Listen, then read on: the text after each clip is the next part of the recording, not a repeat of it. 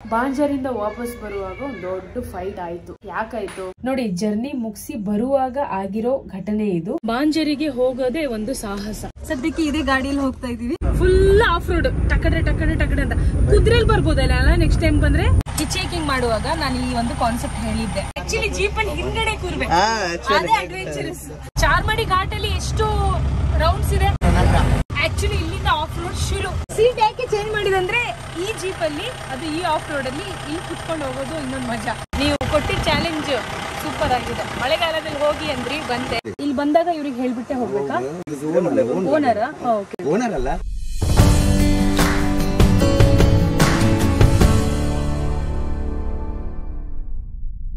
ಏನ್ ಅನ್ಸ್ತಾ ಇದೆ? ಮತ್ತೊಂದ್ಸಲ ನಿಮ್ ಫ್ರೆಂಡ್ ನೋಡಕ್ ಹೋಗ್ತಾ ಇದೀವಿ. ಖುಷಿ ಆಗ್ತದೆ ಇನ್ನೊಂದ್ಸಲ. ಇನ್ನಾದ್ರೂ ನಾವು ಭೇಟಿಯಾಗಿ ಇರ್ತೇವೆ, ಜೊತೆಯಲ್ಲಿ ಇರ್ತೇವೆ ಅಂತ.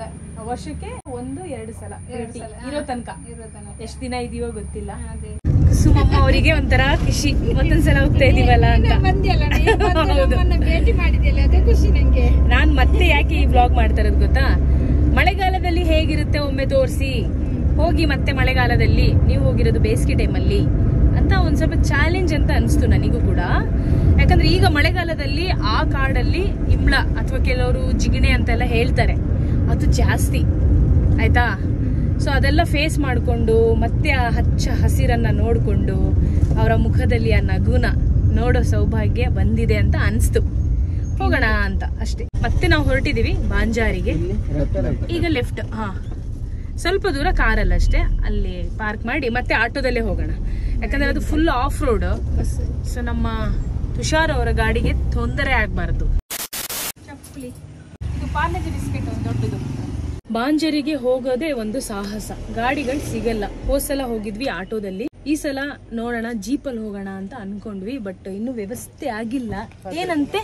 ಅದೇ ಅದು 1 ಗಂಟೆ ಆಗುತ್ತೆ ಆ ಗಾಡಿ ಬರ್ಬೇಕಾದ್ರೆ. Service jeep. ಸರ್ವಿಸ್ ಜೀಪ್ ಬೇರೆ ಹೋಗ್ತಾ ಇದೆ. ಸೊ ನಾವು ಈ ಜೀಪ್ ಅನ್ನೇ ಚೂಸ್ ಮಾಡೋಣ. Okay, done. ಇದನ್ ಮಾತಾಡೋಣ. ಯಾಕಂದ್ರೆ ಆ ಹಳ್ಳಿಗೆ ಹೋಗೋದಿದೆಲ್ಲ ಅದು ಕಷ್ಟ ಸಾಧ್ಯ ಆಯ್ತಾ. ಬಾಡಿಗೆ ಏನಿದ್ರು 1000 ಮೇಲೇನೆ ಒಂದು ಫೈನಲ್ ಬಾಡಿಗೆ ಮಾಡ್ಕೊಂಡು ಹೋಗ್ತೀವಿ. ಬಾಡಿಗೆ ಎಷ್ಟು ಅಂತ ನಾನು ಈ ವಿಡಿಯೋದಲ್ಲಿ ಹೇಳಲ್ಲ, ಯಾಕಂದ್ರೆ ಅವರು ಹೆಚ್ಚು ಕಡಿಮೆ ಆಗ್ತಾ ಇರುತ್ತೆ. ಮತ್ತೆ ನಾಳೆ ದಿನ ಬೇರೆಯವ್ರು ಅವ್ರಿಗೆ ತೊಂದರೆ ಕೊಡಬಾರ್ದು. ಅವ್ರಿಗೆ ನೀವು ಅಷ್ಟು ಕರ್ಕೊಂಡು ಹೋಗಿದ್ರಿ ಅದು ಇದು ಅಂತ ಅವ್ರು ನಮಗೆ ಜಾಸ್ತಿ ಹೇಳ್ತಿರ್ಬೋದು ಅಥವಾ ಕಡಿಮೆ ಹೇಳ್ತಿರ್ಬೋದು, ನಮಗ್ ಗೊತ್ತಿಲ್ಲ. ಬಟ್ ನಮ್ ಬಜೆಟ್ಗೆ ಅದು ಸೂಟ್ ಆಗುತ್ತಂದ್ರೆ ನಾವು ಅವರ ಜೀಪ್ ಅಲ್ಲಿ ಹೋಗೋಣ ಅಂತ ಅಷ್ಟೇ. ಐ ಥಿಂಕ್ ಗಾಡಿ ವ್ಯವಸ್ಥೆ ಆಯ್ತು ಅನ್ಸುತ್ತೆ. ಗಾಡಿ ಸಿಗ್ತದೆ, ಸೂಪರ್. ನಾವು ಮುಂದೆ ಇದನ್ನು ಪಾರ್ಕ್ ಮಾಡಿ ಅದ್ರಲ್ಲಿ ಹೋಗೋಣ. ಅದೇ ಜೀಪಾ ಬಂತು ನೋಡಿ, ಅದು ಹೋಗ್ಲಿ ಮುಂದೆ. ಓ ಸೂಪರ್. ಸದ್ಯಕ್ಕೆ ಇದೇ ಗಾಡಿಯಲ್ಲಿ ಹೋಗ್ತಾ ಇದೀವಿ. ತುಂಬಾ ಆಫ್ ರೋಡ್ ಆಗಿರೋದ್ರಿಂದ ಈ ಗಾಡಿಯಲ್ಲಿ ಹೋಗೋದು ರಿಸ್ಕ್ ಬೇಡ ಅಂತ ಅಷ್ಟೇ. ಮುಂದೆ ಪಾರ್ಕ್ ಮಾಡಿ ಮತ್ತೆ ಜೀಪಲ್ಲಿ ಹೋಗೋಣ.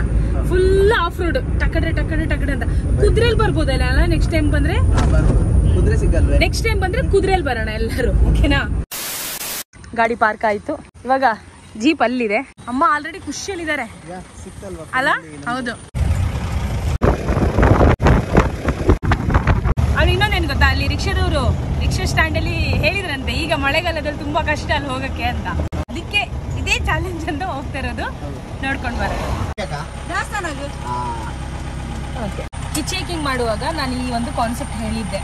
ಒಂದೇ ರಸ್ತೆಯಲ್ಲಿ ಒಂದು ಗಾಡಿ ಹೋಗ್ತಾ ಇರುತ್ತೆ, ಸೀಟ್ ಖಾಲಿ ಇರುತ್ತೆ. ಅವಶ್ಯಕ ವ್ಯಕ್ತಿ ಡ್ರಾಪ್ ಕೇಳ್ತಾರೆ, ಅವಾಗ ನಾವು ಕೊಡ್ಬೇಕು ಯಾಕಂದ್ರೆ ಸೀಟ್ ಖಾಲಿ ಇದೆ. ಹಿಚೇಕಿಂಗ್ ಮಾಡುವಾಗ ನಾನು ಇದೇ ಕಾನ್ಸೆಪ್ಟ್ ಇಂದ ಲಿಫ್ಟ್ ತಗೊಳ್ತಾ ಇದ್ದಿದ್ದು. ಕೊಡ್ತಾರ ಇಲ್ವಾ, ಮೈಂಡ್ ಸೆಟ್ ಹೇಗಿರುತ್ತೆ ಜನದು ಅಂತ. ಆಕ್ಚುಲಿ ಅಲ್ಲಿ ಒಂದು ನವಿಲಿದೆ, ಸೂಪರ್ ಆಗಿ. Thank you, bye. And tell me what's wrong and why you never said you felt that way. Guess you're trying to stay strong and fake a smile until I look. ಹೇಳಿಲ್ಲ ಅಂದ್ರೆ ಹಿಂದ್ಗಡೆ ಹೋದ್ರೆ adventurous ಇರುತ್ತೆ. Actually jeep ಅಲ್ಲಿ ಹಿಂದ್ಗಡೆ ಕೂರ್ಬೇಕು, ಅದೇ adventurous. ಹೌದು, ಸಖತ್ತಿಲ್ಲ scene ನೋಡಕ್ಕೆ, ಸೂಪರ್ ಆಗಿದೆ ಹಿಂದ್ಗಡೆಯಿಂದ. ಆಮೇಲೆ ನೋಡಿ, ಉಜಿರೆಯಲ್ಲಿ ಈ ಕಡೆ ಎಲ್ಲ ಬೆಟ್ಟ ಗುಡ್ಡ ಜಾಸ್ತಿ ಇರೋದ್ರಿಂದ, ಅಂದ್ರೆ ಜೀಪೆ ಯಾಕೆ ಜಾಸ್ತಿ ಅಂದ್ರೆ ಆಫ್ ರೋಡ್ ಜಾಸ್ತಿ. ಜೀಪ್ ಏನಿದ್ರು ಎಲ್ಲಿ ಬೇಕಾದ್ರೂ ನುಗ್ಗುತ್ತೆ. ಹಾಗಾಗಿ ಇಲ್ಲಿ ಜೀಪ್ ಸರ್ವಿಸ್ ಜಾಸ್ತಿ ಟ್ರಾನ್ಸ್ಪೋರ್ಟೇಶನ್ ಅಲ್ಲಿ. ನಾವು ಕೊನೆಗೆ ಜೀಪಿಗೆ ಬಂದ್ವಿ, ಯಾಕಂದ್ರೆ ಒಂದು ನಮಗೆ ಬಜೆಟ್ ಫ್ರೆಂಡ್ಲಿ ಅನ್ಸ್ತು, ಎರಡನೇದು ನಮ್ದೇ ಆಯ್ತು. ಈಗ ಜೀಪ್ ನಮ್ದೇ, ಹೌದು, ಕಂಪ್ಲೀಟ್ ನಾವೇ. ಇಲ್ಲಿ ಅಮ್ಮ ಇದ್ದಾರೆ, ಆ್ಯಂಡ್ ಅಣ್ಣ ಇದ್ದಾರೆ. ಸೊ ಫುಲ್ ಖಾಲಿ ಜೀಪಲ್ಲಿ ಫುಲ್ ರಶ್ ಇರಬೇಕು. ನಮ್ಮ ಕಡೆ ನೋಡಿದ್ರೆ ಫುಲ್ ರಶ್ ಇರುತ್ತೆ. I'm about to fade away, 'cause every time I wake up I feel like it's Monday. Something's going wrong with all the chemicals up in my brain. All of a sudden I don't look at anything the same way. Got a build up of my thoughts sitting in an ashtray. I'm sorry that I'm so inconvenient, okay. Just let me be me and I'll stay out of your way. I can see the way you look at me, I'm such a disgrace. I never really asked to be brought into this place. Charmadi ಘಾಟಲ್ಲಿ ಎಷ್ಟು rounds ಇದೆ? ಇದು 11. ಇದು 4ನೇ ಘಾಟ್. 4ನೇ ಘಾಟ್ ಇದು. Total 11 ghat ಇದೆ ಅಂತೆ. Okay.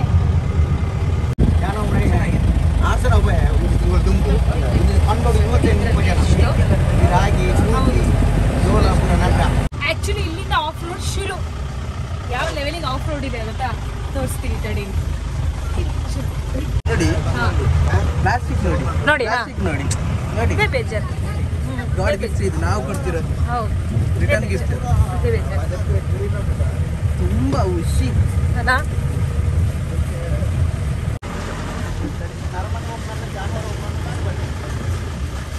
ಕಸ ಹಾಕಿರೋದು ಬೇಡ.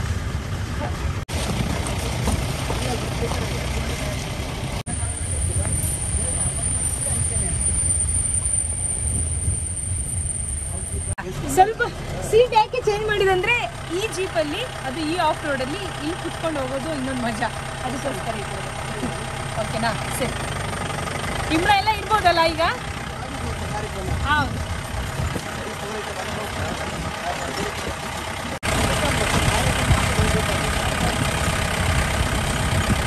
ಈ ರೋಡಿಗೆ ಬಂದ್ರೆ ಗಾಡಿ ಸರಿ ಇರುತ್ತಾ ನಿಮ್ದು? ಜೀಪಿಗೆ ಏನೂ ಆಗಲ್ಲ?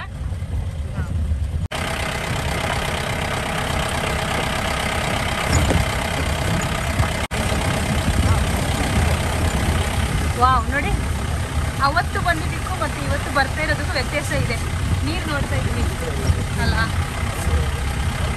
ನೀವು ಕೊಟ್ಟಿದ್ದ ಚಾಲೆಂಜ್ ಸೂಪರ್ ಆಗಿದೆ. ಮಳೆಗಾಲದಲ್ಲಿ ಹೋಗಿ ಅಂದ್ರಿ, ಬಂದೆ, ನಿಜವಾಗ್ಲೂ ಚೆನ್ನಾಗಿದೆ.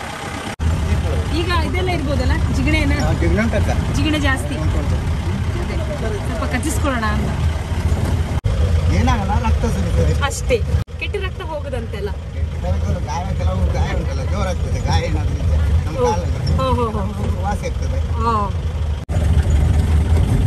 ಕೆಲವು ಪ್ರಾಣಿ ನಂಕು ತುಚ್ಚಿನ ಎಲ್ಲ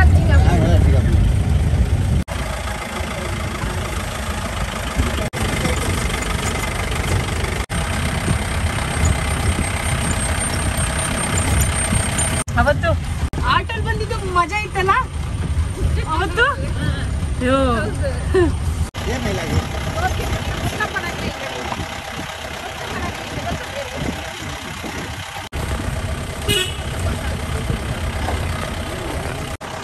ಅವ್ರಿಗೆ ಹೇಳ್ಬೇಕಾ? ಹೌದು, ಹಾ, ನಾನು ಹೋಗಿ ಹೇಳ್ಬರಲ್ಲ? ಇಲ್ಲಿ ಬಂದಾಗ ಇವ್ರಿಗೆ ಹೇಳ್ಬಿಟ್ಟೆ ಹೋಗ್ಬೇಕಾ? ಓನರ್? ಓಕೆ, ಓನರ್ ಅಲ್ಲ, ಓನ್ ಜಾಗ ಅಲ್ವಾ? ಹಾ ಹಾ, ಪ್ರೈವೇಟ್ ಜಾಗ ಅಂತ.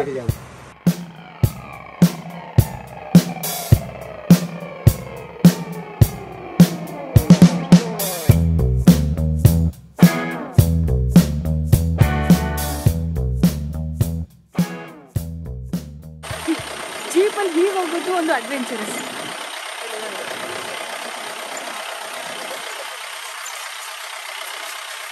ಎಷ್ಟು ವರ್ಷದಿಂದ ಈ ಕೆಲಸ ಅಂಕಲ್ ನೀವು? 25 ವರ್ಷದಿಂದ.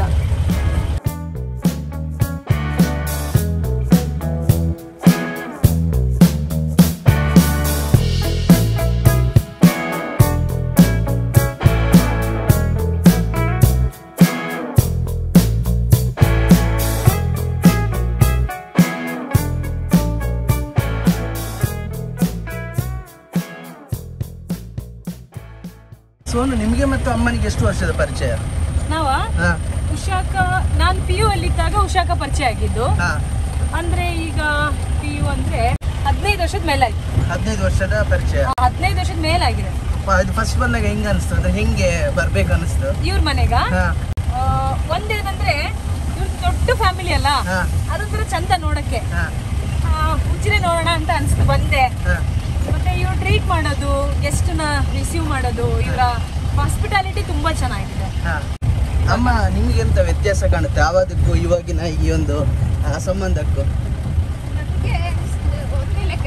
ಅಲ್ಲ, ಫಸ್ಟ್ ಟೈಮ್ ಮೀಟ್ ಮಾಡಿದಾಗ್ಲು ಇವಾಗಿನ ಇವ ಪಂಡ ಇತ್ತೆ ನಿಕ್ಲ ಇಪ್ಪನ ಒಂಜಿ ಒಗ್ಗಟ್ಟೆಗಳ ಎಂಚ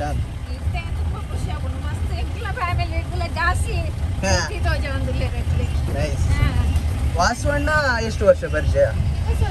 2 ವರ್ಷ. ಸೇಮ್ ನನ್ಗಿಂತ ಸ್ವಲ್ಪ ಮೊದಲಲ್ಲ, 15 ವರ್ಷದ ಸಂಬಂಧ. ಸೂಪರ್. ಹೀಗೆ ಇರ್ಲಿ ಮುಂದಕ್ಕೂ. ನಾನ್ ಹೇಳೋದಂತಂದ್ರೆ ಯಾವುದೇ ಹೊಸ ಫ್ರೆಂಡ್ಶಿಪ್ ಲಾಂಗ್ ಟೈಮ್ ಉಳಿಬೇಕಂದ್ರೆ ಅವ್ರ ಮನೆಯಲ್ಲಿ ಅವ್ರಂತೆ ಇದ್ರೆ ಪಕ್ಕ ನಾವು ಕರೆಕ್ಟ್. ಈಗ ಅವ್ರ ಮನೆಗೆ ಬಂದ್ವಾ, ಅವರೆಲ್ಲ ಹೇಗಿದ್ದಾರೆ ಅವ್ರ ತರನೇ ನಾವಿರ್ಬೇಕಷ್ಟೇ. ಮತ್ತೇನಂದ್ರೆ ಯಾರು ಪರ್ಫೆಕ್ಟ್ ಅಲ್ಲ, ನನ್ನಲ್ಲೂ ಒಂದಷ್ಟು ತಪ್ಪುಗಳಿದೆ ಆಯ್ತಾ. ಅದನ್ನೇ ನಾವು ಕೊರಿತಾ ಹೋಗೋದು, ಅವಳು ಹೀಗೆ ಇವನು ಹಾಗೆ, ಅದೆಲ್ಲ ಬೇಕಾಗಿಲ್ಲ. ಒಳ್ಳೆ ಗುಣ ಏನಿದೆ ಅದನ್ನ ಆಯ್ಕೆ ಮಾಡ್ಕೊಂಡು ಅದನ್ನ ಸೆಲೆಬ್ರೇಟ್ ಮಾಡೋದು. ನಾವು ಚಿಕ್ಕವರು ತುಂಬಾ ದೊಡ್ಡ ದೊಡ್ಡ ವಿಷಯಗಳು ಮಾತಾಡ್ತಾ ಇದ್ದೀವಿ. ದೊಡ್ಡ ದೊಡ್ಡ ವ್ಯಕ್ತಿಗಳ ಮುಂದೆ ನಾವು ಕಲಿಯೋದು ತುಂಬಾ ಇರುತ್ತೆ. ಬಾಂಜರಿಂದ ವಾಪಸ್ ಬರುವಾಗ ಒಂದು ದೊಡ್ಡ ಫೈಟ್ ಆಯ್ತು. ಯಾಕಾಯ್ತು ನೋಡಿ, ಜರ್ನಿ ಮುಗಿಸಿ ಬರುವಾಗ ಆಗಿರೋ ಘಟನೆ ಇದು. ಯಾಕೆ ಈಗ ಹೇಳ್ತಾ ಇದೀನಿ ಅಂದ್ರೆ, ಈ ಗೇಟ್ ಇಂಪಾರ್ಟೆಂಟ್.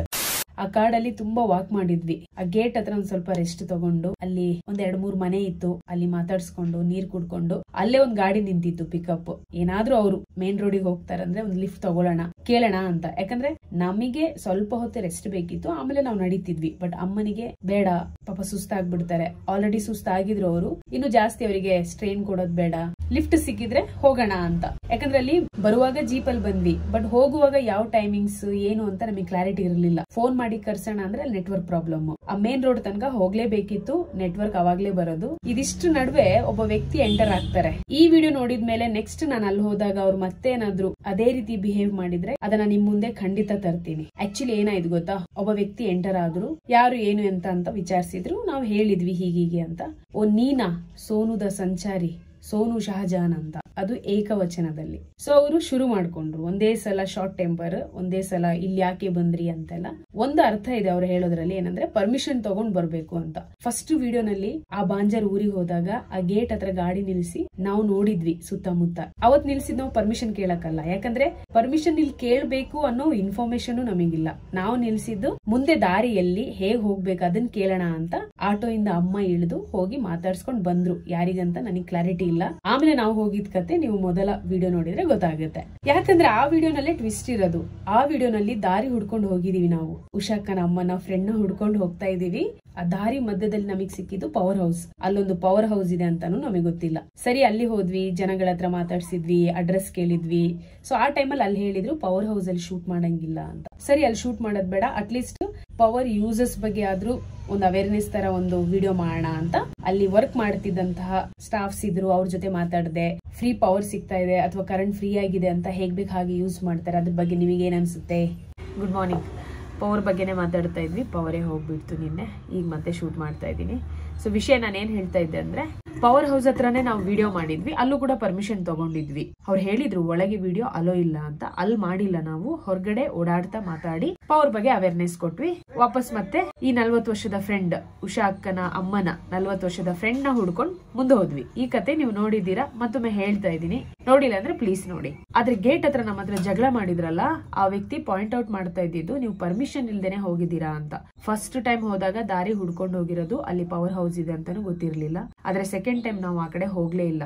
ಒಳ್ಳೇದಾಯ್ತು. ಏನಾದ್ರೂ ಹೋಗ್ತಿದ್ರೆ ನಾನೇನಾದ್ರೂ ತುಷಾರ್ನ ಅಥವಾ ವಾಸಣ್ಣನ ಬನ್ನಿ ಇಲ್ಲಿ ಪವರ್ ಹೌಸ್ ಇದೆ ತೋರಿಸ್ತೀನಿ, ಕರ್ಕೊಂಡು ಹೋಗ್ತೀನಿ ಅಂತ ಕರ್ಕೊಂಡು ಹೋಗ್ತಿದ್ರೆ ನಮ್ದು ದೊಡ್ಡ ತಪ್ಪಾಗ್ತಾ ಇತ್ತು. ಯಾಕಂದ್ರೆ ಅದು ಪ್ರೈವೇಟ್ ಪ್ರಾಪರ್ಟಿ, ಅಲ್ಲಿ ಹೋಗೋ ಹಾಗಿಲ್ಲ. ಈ ಸಲ ದಾರಿ ಗೊತ್ತಿತ್ತು ನಮಗೆ. ಸೊ ಸೀದಾ ನಾವು ಉಷಾಕ್ಕನಮ್ಮನ ಫ್ರೆಂಡ್ ಮನೆಗೆ ಹೋದ್ವಿ. ಆ ವ್ಯಕ್ತಿ ಮಾತಾಡ್ತಾ ಇದ್ದಿದ್ ರೀತಿನೇ ಚೆನ್ನಾಗಿರ್ಲಿಲ್ಲ. ಅವರಿಗೆ ನಾವೇನಾದ್ರೂ ತಪ್ಪು ಮಾಡ್ಬೇಕಿತ್ತು, ಯಾಕೆ ಇವ್ರು ಈ ಸಲ ತಪ್ಪು ಮಾಡಿಲ್ಲ ಅಂತ. ಮೊದಲನೇ ಸಲ ತಪ್ಪು ಮಾಡಿದೀವಿ, ಬಟ್ ಅದು ಗೊತ್ತಿಲ್ದೇನೆ. ಅದಕ್ಕೆ ಸಾರಿ ಸಹ ಕೇಳ್ತಾ ಇದೀವಿ. ಗೊತ್ತಿಲ್ದೇನೆ ದಾರಿ ಹುಡ್ಕೊಂಡು ಹೋಗುವಾಗ ಪವರ್ ಹೌಸಿಗೆ ಹೋಗ್ಬೇಕಾಯ್ತು. ಬೈ ದ ವೇ ನಾವು ಪವರ್ ಹೌಸ್ ಅಲ್ಲಿ ವಿಡಿಯೋ ಮಾಡಿಲ್ಲ ಅಂತ. ಸೊ ಅಲ್ಲೇನು ತಪ್ಪಿಲ್ಲಲ್ಲ. ಈಗ 2ನೇ ಸಲ ಗೊತ್ತಿದ್ರೂನು ಯಾಕೆ ಹೋದ್ರಿ ಅಂತ ಅವ್ರಿಗೆ ಬೇಕಿತ್ತು, ಬಟ್ ನಾವು ಹೋಗಿಲ್ಲ. ಸೊ ಇದು ಕತೆ. ಅವ್ರಿಗೆ ಬೇಕಾಗಿದೆ ನಮ್ ತಪ್ಪು ಅಂತ ಕ್ಲಿಯರ್ ಆಗಿ ಗೊತ್ತಾಯ್ತು. ಆಮೇಲೆ ಅವರು ಮಾತಾಡ್ತಾ ಇದ್ದ ರೀತಿ ಹೇಗಿತ್ತು ಗೊತ್ತಾ, ತುಂಬಾ ಜೋರ್ ಮಾತಾಡ್ತಾ ಇದ್ರು. ಸೊ ನಾವು ತುಂಬಾ ಕೂಲ್ ಆಗಿ ಕೇಳಿಸ್ಕೊಳ್ತಾ ಇದ್ವಿ, ಯಾಕಂದ್ರೆ ನಾವೇನು ತಪ್ಪು ಮಾಡಿಲ್ಲ. ಆಮೇಲೆ ಗೊತ್ತಾಯ್ತು ಆ ವ್ಯಕ್ತಿಗೆ ಪೇಷನ್ಸ್ ಇಲ್ಲ, ಮಾತಾಡೋ ರೀತಿ ಗೊತ್ತಿಲ್ಲ. ಅವ್ರು ಹೇಳಿದ ರೀತಿ ಹೇಗಿತ್ತು ಅಂದ್ರೆ, ನೀನಾ ಸೋನು ಶಹಜಹಾನ್ ಅಂತ. ಸೊ ಅದ್ರಲ್ಲಿ ಅವ್ರು ಉರ್ಕೊಂಡ್ಬಿಟ್ಟಿದ್ದಾರೆ. ನನ್ನ ಹೆಸರು, ನನ್ನ ವ್ಯಕ್ತಿತ್ವ, ನನ್ನ ವಿಡಿಯೋಸ್ ಎಲ್ಲ ನೋಡ್ಬಿಟ್ಟು ಉರ್ಕೊಂಡ್ಬಿಟ್ಟಿದ್ದಾರೆ.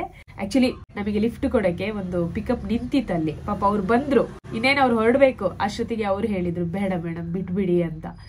ನಾನ್ ಜಗಳ ಮಾಡಿಲ್ಲ, ಆದ್ರೆ ಅವ್ರು ಮಾತಾಡ್ತಾ ಇದ್ದಿದ್ ರೀತಿ ಇತ್ತಲ್ಲ, ಅದು ಯಾರಿಗೂ ಇಷ್ಟ ಆಗಲ್ಲ. ಅವ್ರು ತುಂಬಾ ಏಕವಚನ ಬಳಸ್ತಾ ಇದ್ರು. ಅವ್ರು ಮಾತಾಡೋ ರೀತಿಯಲ್ಲಿ ಒಂದು ಚೂರು ರೆಸ್ಪೆಕ್ಟ್ ಇರ್ಲಿಲ್ಲ ಯಾರಿಗೂ. ಕೊನೆಗೆ ಅಮ್ಮನ್ನ ಎಲ್ಲರನ್ನೂ ಕರ್ಕೊಂಡು ನಾನು ಬರ್ತಾ ಇದ್ದೆ. ಆ ಪಿಕಪ್ ಡ್ರೈವರಿಗೆ ಹೇಳ್ತಾ ಇದ್ದಾರೆ, ಅವ್ರಿಗೆ ಲಿಫ್ಟ್ ಕೊಡ್ಬೇಡಿ, ಅವ್ರು ನಡ್ಕೊಂಡು ಹೋಗ್ಲಿ ಅಂತ. ನಮಿಗೂ ಸ್ವಾಭಿಮಾನ ಏನ್ ಕಡಿಮೆನಾ? ಸೊ ನಾವು ನಡ್ಕೊಂಡೆ ಹೋಗೋಣ ಅಂತ ಮುಂದೆ ಹೋಗ್ತಾ ಇದ್ವಿ. ಆಮೇಲೆ ಮತ್ತೆ ಒಂಥರ ಏಕವಚನದಲ್ಲಿ, ಸೋನು ಇಲ್ಲಿ ಬಾ ಅಂತ. ನಂಗೆ ಯಾಕೋ ಅವ್ರು ಮಾತಾಡಿದ ರೀತಿ ಒಂಚೂರು ಇಷ್ಟ ಆಗ್ಲಿಲ್ಲ. ಇನ್ನೊಬ್ರಿಗೆ ರೆಸ್ಪೆಕ್ಟ್ ಕೊಟ್ಟು ಅವ್ರು ಮಾತಾಡೋದ್ ಕಲ್ತಿಲ್ವಾ, ಅಥವಾ ಅವ್ರಿಗೆ ಬರದೇ ಇಲ್ವಾ, ಅಥವಾ ಅವರಿಗೆ ಭಾಷೆ ಪ್ರಾಬ್ಲಮ್ ಇದೆಯಾ? ಎನಿವೇಸ್ ಲಾಸ್ಟಿಗೆ ಬಾ ಸೋನು ಕುತ್ಕೋ, ಎಲ್ಲರೂ ಇದ್ರಲ್ಲೇ ಹೋಗಿ ಅಂತ ಮೈಂಡ್ ಚೇಂಜ್ ಆಯ್ತು. ಆಕ್ಚುಲಿ ಜಸ್ಟ್ 2 ಕಿಲೋಮೀಟರ್ಸ್ ಇತ್ತು ಅಷ್ಟೇ. ಅದೊಂಥರ ಟ್ರೆಕಿಂಗ್ ತರ ಆಗ್ತಾ ಇತ್ತು. ನಾನು ತುಷಾರ್ ಮತ್ತು ವಾಸಣ್ಣ ಫುಲ್ ರೆಡಿ ಇದ್ವಿ. ಆದ್ರೆ ಅಮ್ಮನಿಗೋಸ್ಕರ ನಾವು ಸರಿ ಪಿಕಪ್ ಅಲ್ಲೇ ಹೋಗೋಣ. ಮತ್ತೆ ಆ ಪಿಕಪ್ ಡ್ರೈವರ್ ತುಂಬಾ ಒಳ್ಳೆಯವರು. ಅವರಲ್ಲಿ ಮ್ಯಾನರ್ಸ್ ಇತ್ತು, ಮಾತಾಡೋ ರೀತಿ ಚೆನ್ನಾಗಿತ್ತು. ಆದ್ರೆ ಇನ್ನೊಬ್ಬ ವ್ಯಕ್ತಿ ಮಾತ್ರ ಕಿರಿಕ್. ಆ ಜಗಳ ಮಾಡಿದ ವ್ಯಕ್ತಿಗೆ ನಾವು ಕೇಳ್ಬೇಕಿತ್ತು, ಪರ್ಮಿಷನ್ ತಗೋಬೇಕಿತ್ತು. ಅವರನ್ನ ಕೇಳಿ ಅಥವಾ ಅವ್ರ ಮುಖಾಂತರ ಹೋಗ್ತಿದ್ರೆ ಅವ್ರಿಗದು ಇಷ್ಟ ಆಗ್ತಿತ್ತು. ಇಲ್ಲ ಹಾಗಾಗಿಲ್ಲ, ಯಾಕಂದ್ರೆ ನಾವು ಹೋಗಿದ್ದ ದಿನ ಅವ್ರು ಇರ್ಲಿಲ್ಲ, ಅವ್ರು ಯಾರಂತಾನೂ ನಮಗೆ ಗೊತ್ತಿಲ್ಲ. ಸೊ ಇದೆಲ್ಲ ಘಟನೆ ಆಗಿದ್ದು ಈ ಒಂದು ಕಾರಣದಿಂದ ಅಂತ ನನಗ್ ಅನ್ಸ್ತು. ಯಾಕಂದ್ರೆ ಅವ್ರು ಲಾಸ್ಟಿಗೆ ಹೇಳಿದೇನು ಪರವಾಗಿಲ್ಲ ಹೋಗು ಸೋನು ಅಂದ್ರೆ ಚೆನ್ನಾಗಿ ಮಾತಾಡ್ಸಕ್ ಬಂದ್ರು. ಆಮೇಲೆ ಇಷ್ಟೆಲ್ಲ ಸೀನ್ ಕ್ರಿಯೇಟ್ ಮಾಡಿದೇನಂದ್ರೆ ಅವರ ದರ್ಪ ತೋರ್ಸೋಣ, ನಾನ್ ಇಲ್ಲಿ ಇರೋದೇನಕ್ಕೆ ಅಂತ ಗೊತ್ತಾಗ್ಲಿ ಅಂತ ಏನೋ ಇರಬಹುದೇನೋ. ಸೊ ಎನಿವೇಸ್ ನೆಕ್ಸ್ಟ್ ಟೈಮ್ ಬಾಂಜಾರಿಗೆ ಹೋದಾಗ ಒಬ್ರು ನಂಬರ್ ಕಲೆಕ್ಟ್ ಮಾಡಿದೀನಿ, ಯಾರು ಸಂಬಂಧಪಟ್ಟಿದ್ದಾರೆ ಅವ್ರ ಹತ್ರನೇ ಕೇಳ್ಕೊಂಡು ನಾವು ಹೋಗ್ತೀವಿ. ಸದ್ಯಕ್ಕೆ ಈಗ ಈ ವ್ಲಾಗಿಗೆ ಫುಲ್ಲಿ ಸ್ಟಾಪ್. ನೆಕ್ಸ್ಟ್ ಎಪಿಸೋಡ್ ಬರುತ್ತೆ, ಮಿಸ್ ಮಾಡದೇನೆ ನೋಡಿ. ಬಾಂಜರ್ ಊರು ನೋಡ್ಕೊಂಡು ಬನ್ನಿ.